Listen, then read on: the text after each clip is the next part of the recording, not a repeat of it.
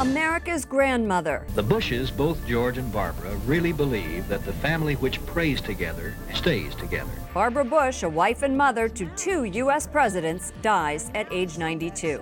We remember her legacy talking with one of her former speechwriters. North Korea meeting. President Trump confirms one of his officials met last week with Kim Jong-un. A parent's plea. The Pope meets the father of a terminally ill British child fighting to treat him at a Vatican hospital. And a gift with good taste.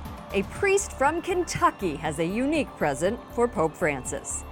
On EWTN News Nightly for Wednesday, April 18th, 2018.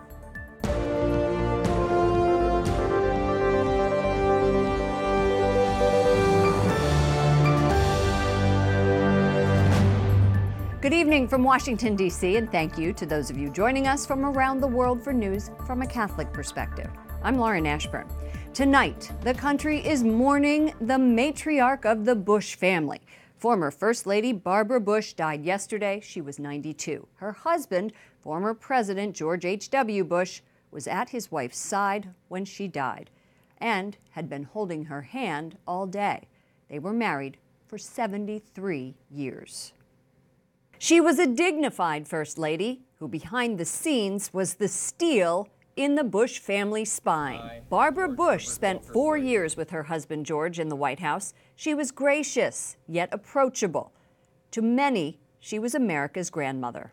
Yet when America denied George Bush a second term, she didn't hide her disappointment, even long after he'd made his peace. Of course, it helped when her eldest son became president. And now to see that same fella that I used to drive around in Little League carpools and I used to yell at to please pick up his room, to see him as president, it's truly amazing. He routinely mocked his mother as the family tyrant, lovingly, of course.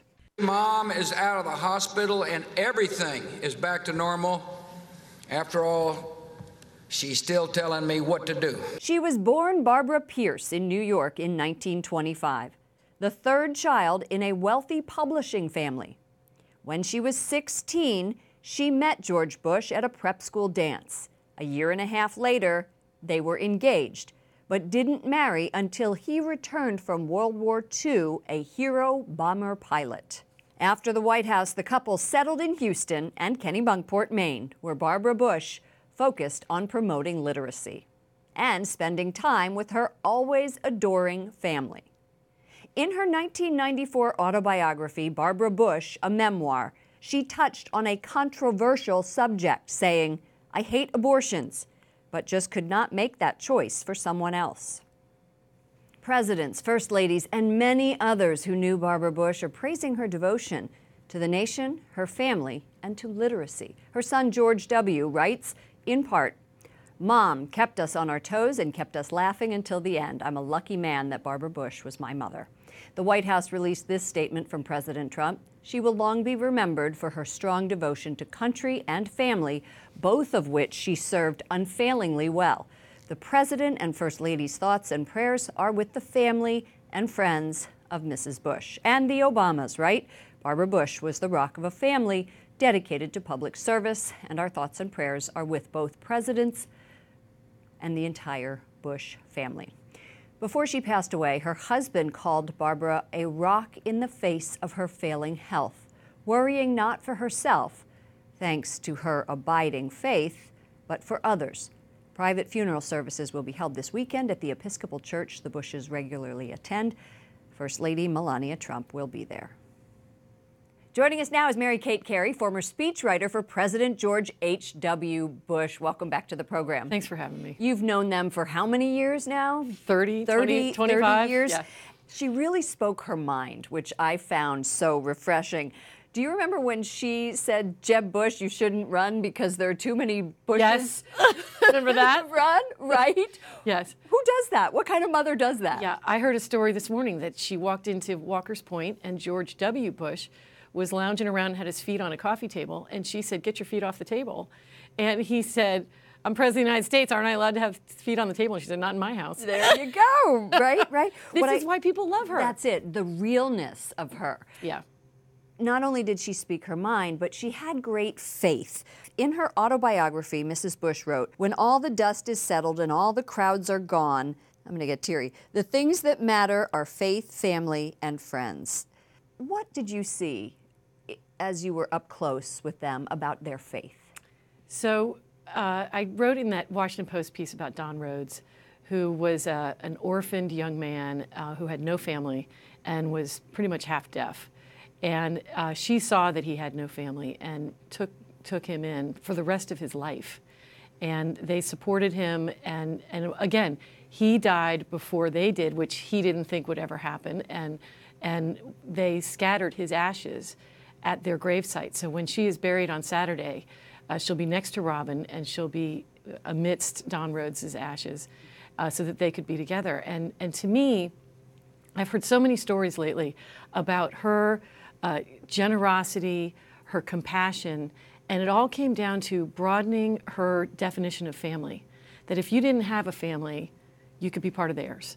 And that is quite a family to open the doors to. And how lucky were those people that got taken in by the Bushes? There's so many stories of people who were taken in by them. And that, to me, is her faith in action. Before we go, I have to talk about their love story. They were so in love. He was there holding her hand when she died.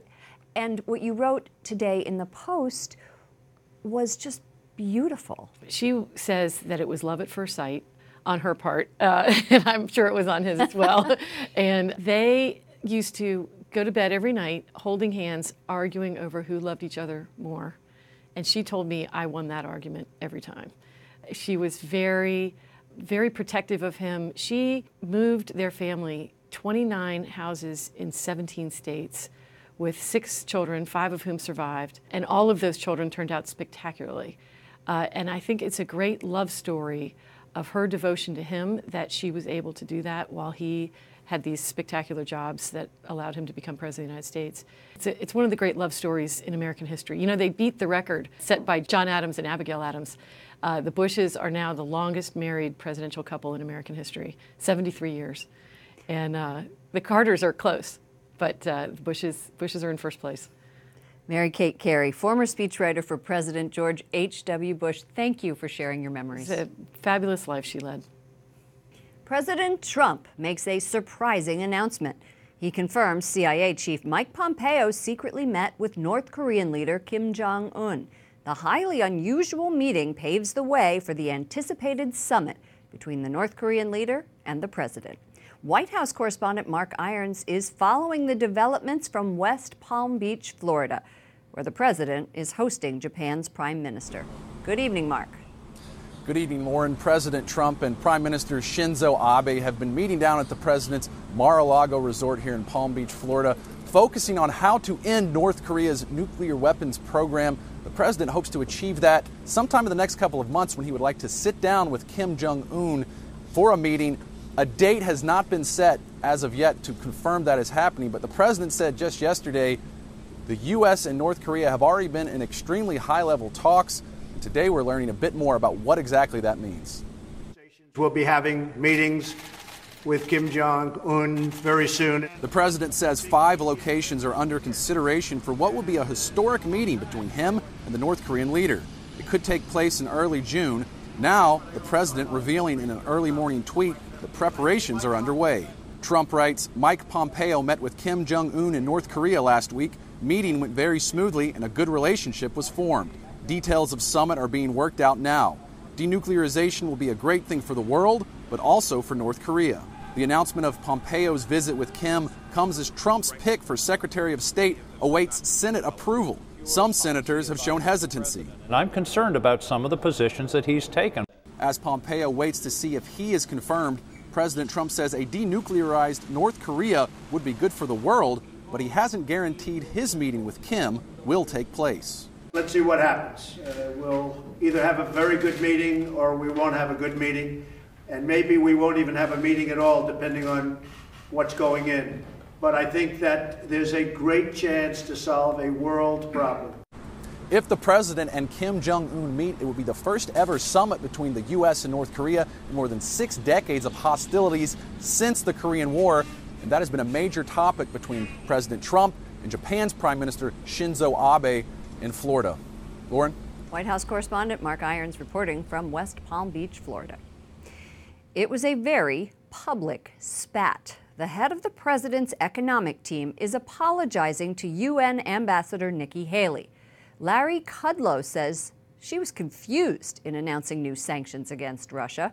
Ambassador Haley fought back, saying, "I don't get confused." Correspondent Wyatt Goolsby reports from the State Department. Good evening, Wyatt. Good evening, Lauren. The Trump administration is clarifying its position, saying Haley was right to say they're considering additional economic sanctions on Russia, but that a final decision has not been made yet. Haley and top officials here say Russia is complicit in an alleged chemical weapons attack in Syria's capital. The chief of a UN-backed chemical weapons watchdog group says his team still has not been allowed into the town of Douma, 11 days after an alleged toxic gas attack there killed 40 people. The team came under fire while trying to investigate the site. This man says he was in his basement during the attack. He says his family ran out of the house, not knowing the air was filled with gas. His wife, his brothers, and his mother all died. Syrian activists blame the government, but President Bashar Assad and his biggest ally, Russia, deny any involvement. Russian troops claim to have found a chemical weapons stockpile in Douma. They say it's not a government facility, however, but one belonging to the rebels. Jim Phillips, a Middle East expert, says he thinks Russia and Syria are trying to cover up their tracks. They know, first of all, this is a war crime and that people can be prosecuted for this if evidence is found, which is one reason they're trying to keep the inspectors out. Phillips also says Assad doesn't have enough troops to control his country, so he's used chemical weapons in the past to drive the rebels out. He says deadly attacks like these have driven 5 million Syrians out of the country. Russia says the U.S.-led strike over the weekend was a setback for long-term peace negotiations in Syria, but State Department spokesperson Heather Nauert says the attacks were justified. The United Nations says its special envoy to Syria will be talking with all key parties on all the sides facilitating more negotiations. Lauren? Correspondent Wyatt Goolsby reporting from the State Department. Philippines President Rodrigo Duterte says he personally ordered the arrest of a 71-year-old Australian nun. Agence France Presse reports the president made the comment during a speech today to soldiers, saying that nun has a shameless mouth.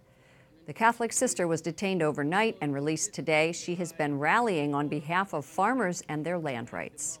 The father of a terminally ill British toddler meets with Pope Francis. This is after an appeals court ruled that the child cannot be taken to Italy for further medical treatment. He told me one thing, that I am right when I say that no one has the right to take anyone's life away from them apart from God. It's all in God's hands and it all remains in God's hands. Tom Evans begged the Holy Father to make another bid for his son Alfie's life. Francis obliged, holding a minute of silent prayer for the toddler during his weekly general audience. Alfie's parents have been engaged in a legal fight with doctors over his care and want to send him to a Vatican hospital. Vatican correspondent Juliette Lindley joins us from Rome. Juliette, what exactly is the Evans family hoping the Pope can do for Alfie? Mr. Evans was very clear, Lauren, in saying that he wants asylum to be granted to his son, so the family can take Alfie to the Vatican Children's Hospital Bambino Gesù just nearby, which has offered to care for him. Now, currently, the authorities of the hospital he is at in Liverpool are insisting the child's life support be withdrawn, claiming there is no hope that the child can survive. What do Alfie's doctors in Britain say about his condition, and why is this case making headlines? Well, Alfie suffers from a degenerative neurological condition, but there has been no exact diagnosis. So he's reportedly in a semi-vegetative state, and his parents, who are fervent Catholics, have been engaged in an ongoing legal fight with doctors to keep him alive. So earlier court rulings blocked further treatment and ordered life support to be switched off. And the case has garnered a lot of media coverage as the parents are insisting that their son is showing improvement. And therefore, they would like to take him to another country where he could receive the medical treatment he is being refused in Britain. And I'm sure, Lauren, that we all remember well the Charlie Gard case, where another toddler whose life was at risk, despite the different circumstances, he sadly died after a protracted court fight. So this is the second intervention of Pope Francis in a similar case. Well, this was also the Pope's second appeal this week for little Alfie. What does the family hope for? I know what they want, but are they optimistic? Well, the hope is that the hospital in Liverpool could go back to the High Court and stop the order that they had requested to turn off his life support. Now, if that happens, the child could be free to travel to Rome and to receive treatment at the Vatican hospital. So that's what we are all hoping and praying will happen. And now that the Holy Father is helping and ramping up the campaign to save Alfie's life, perhaps hope is even greater than before, Lauren.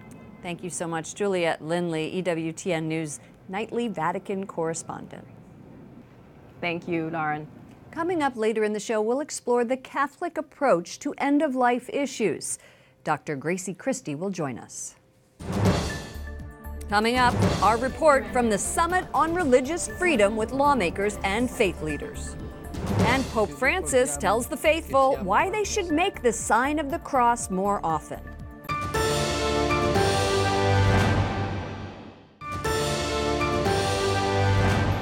Religious persecution is on the rise around the world. That's according to former Congressman Frank Wolf, sponsor of the International Religious Freedom Act. That landmark law is 20 years old this year and is being honored today in Washington, D.C. Jason Calvi reports. Good evening, Jason. Good evening, Lauren. That 1998 law aimed to promote religious freedom in American foreign policy. It also set up the United States Commission on International Religious Freedom, known as USERF. Now, today, former chairmen say they've accomplished a lot in 20 years, but much more remains to be done. Former USERF chairman Leonard Leo says Western Europe is increasingly hostile to Christianity. I think some of that is attributable to an increasing secularism. And the idea that, religion is somehow, intolerant toward others, when in fact, if you look at the course of human history, religion actually has been empowering in a lot of ways toward ensuring the dignity and worth of every human person. Former Congressman Frank Wolf, the author of a law that tasks the U.S. with monitoring religious persecution worldwide, says the situation is dire. Boko Haram has killed 21,000 Christians. 900 churches, Catholic and Protestant, have been destroyed. Professor Robert George of Princeton tells me the U.S. Commission on International Religious Freedom has helped countless people and communities. If we can get a prisoner out of jail, return that prisoner to his family, those are achievements, those are victories. They're worth every ounce of energy and effort that we put into it. And yet when we look out at the macro level, we don't see all that much progress. One case that's making headlines this week is North Carolina pastor Andrew Brunson. He's lived in Turkey for 2 decades, but was arrested on charges of spying in the aftermath of the failed 2016 coup. His senator, Tom Tillis, was there this week for Brunson's court hearing. I don't think he should be in prison awaiting the next hearing, and I don't believe that justice was properly served today, but I hold out the hope that they'll move to the next hearing and he'll be exonerated. The court in Turkey would not release Brunson. There will be another hearing next month. The State Department is talking with Congress about next steps if the pastor isn't freed. President Trump is also pushing for his release, yesterday tweeting, "Brunson is being persecuted for no reason." Lauren? Capitol Hill correspondent Jason Calvi, thank you. Nebraska cuts Medicaid benefits for the Sisters of Mercy, one of the oldest Catholic religious orders in the state. The nuns are appealing the decision through the Nebraska Department of Health. The state cites cost as a reason. The sisters receive Medicaid in other states.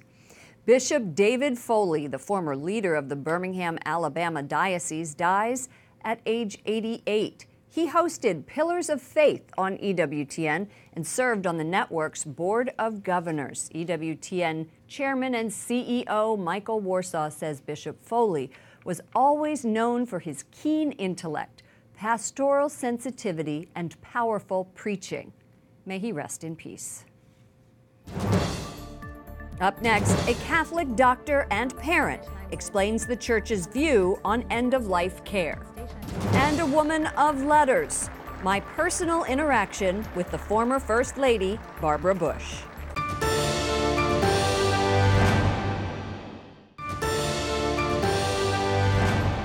The Holy Father is closely following the case of Alfie Evans. That's the British toddler whose parents are seeking to further his medical treatment in Italy.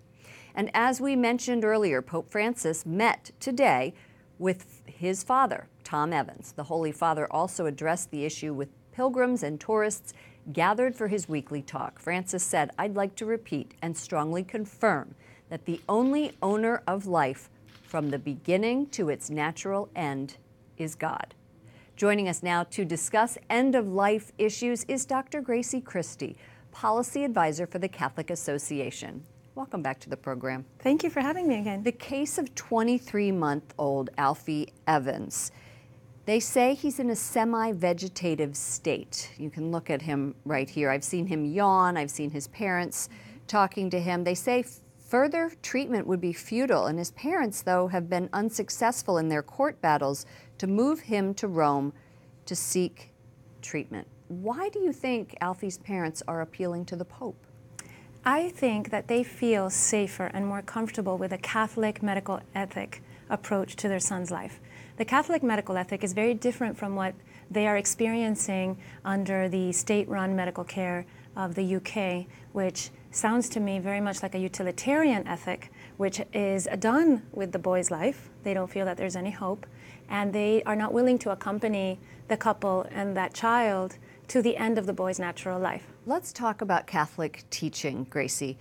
Why do you think they are going in this direction, extraordinary versus ordinary care? Let's talk about that.